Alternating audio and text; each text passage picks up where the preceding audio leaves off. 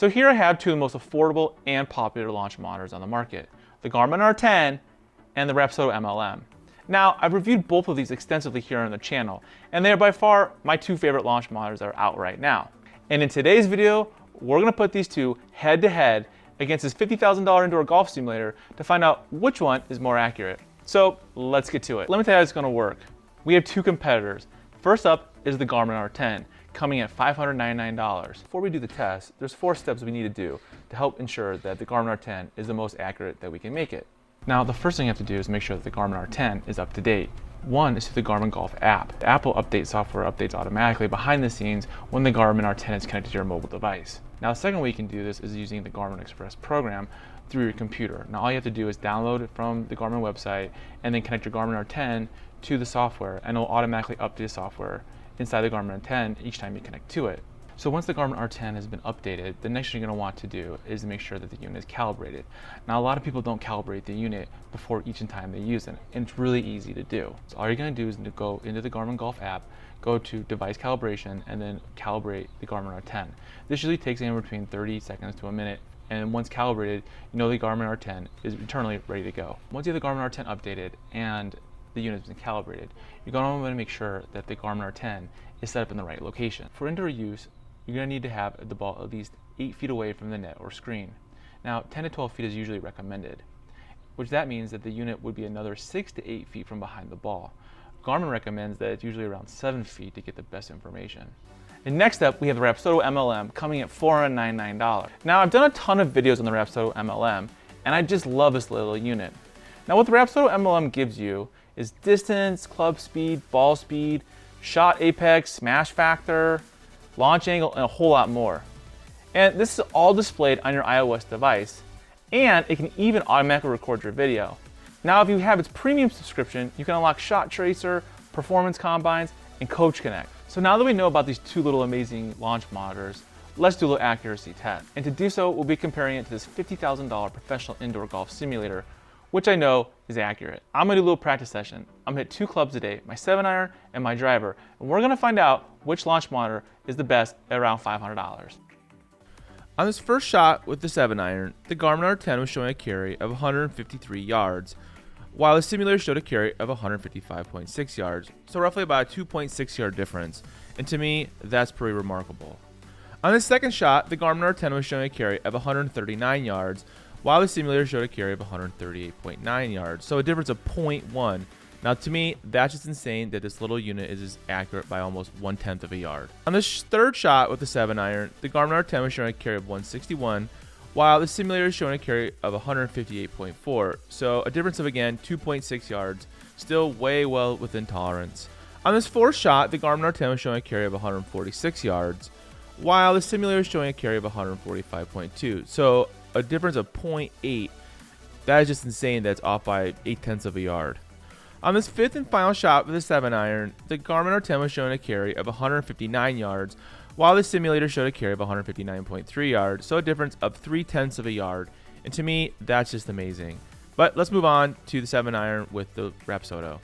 On this first shot with the 7-iron, the Rapsodo showed a carry of 133 yards, while the sim showed a carry of 133.3 yards. So a difference of 0.3 of a yard, and once again, it's amazing what these little units can do. On the second shot, the Rapsodo is sharing a carry of 138 yards, while the simulator showed a carry of 136.8, so a difference of 1.2 yards. To me, that's pretty darn close. On this third shot, it was a little bit of a mishit, and the Rapsodo showed a carry of 135 yards, while the sim showed a carry of 141 yards, so a difference of about 6 yards. I think it has a lot to do with my mishit on this shot, but to me, it's well within tolerance. On this fourth shot, the Rapsodo showed a carry of 148 yards, while the sim showed a carry of 147.2 yards, so a difference of 0.8 of a yard. And to me, that's amazing. On this fifth and final shot with the 7-iron, the Rapsodo showed a carry of 153 yards, while the simulator showed a carry of 153.2 yards, so a difference of 0.2 of a yard. And again, it blows my mind how accurate the Rapsodo is, especially indoors. But let's move on to the drivers. On this first shot of the driver, the Garmin R10 was showing a carry of 197 yards, while the simulator showed a carry of 198.6 yards, so a difference of 1.6 yards. And to me, that's pretty darn close, especially since it was a mishit and the Garmin R10 is still this accurate.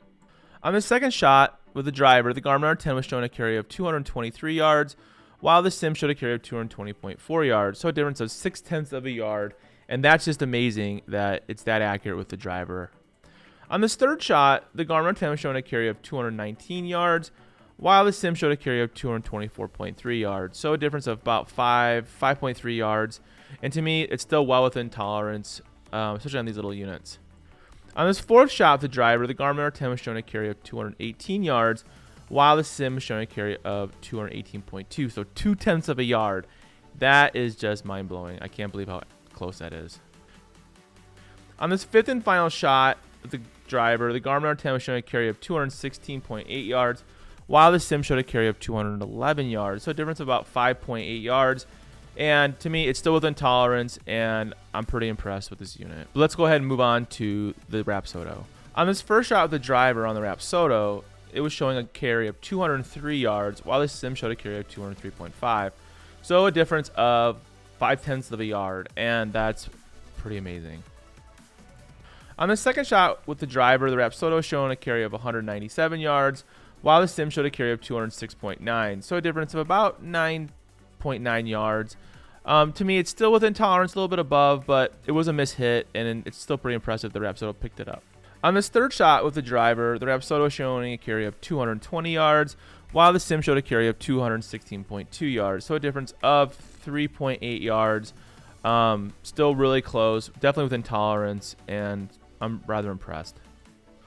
On this fourth shot, the Rapsodo was showing a carry of 198 yards, while the sim showed a carry of 192.1. So a difference of about 5.9 yards.